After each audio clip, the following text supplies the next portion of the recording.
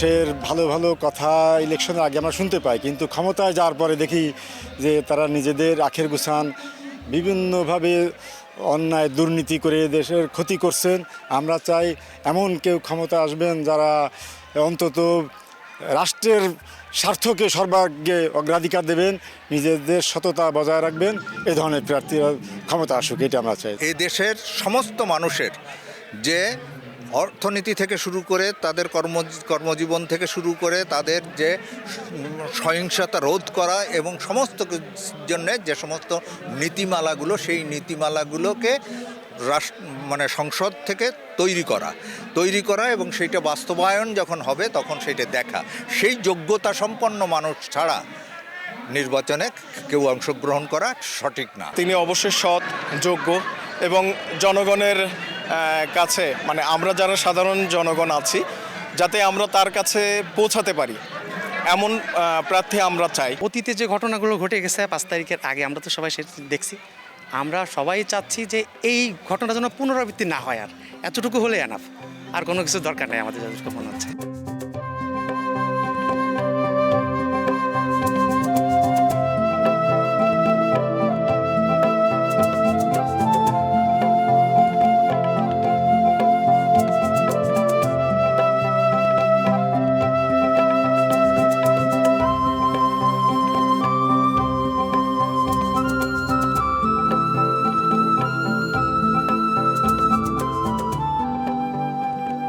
সর্বপ্রথম যে আমাদের ড্রেনেজ যে ব্যবস্থাগুলো আছে, মশার কারণে খুলনাবাসী অতিষ্ঠিত।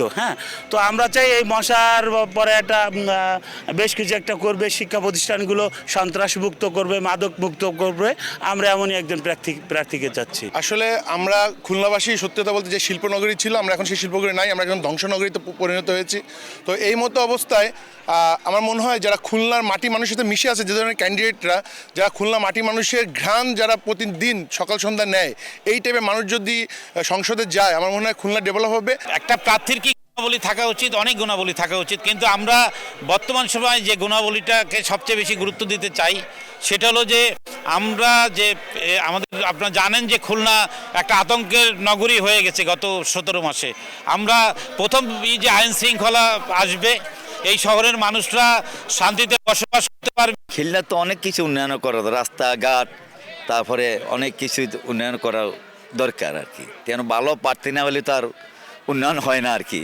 যদি সন্ত্রাস মুক্ত করে, দেশে লুটপাট করে দেশে বাংলাদেশের টাকা সব বিদেশে পাঠায় দেয়, তো এর তার কিছুই হইতো না এই দেশে।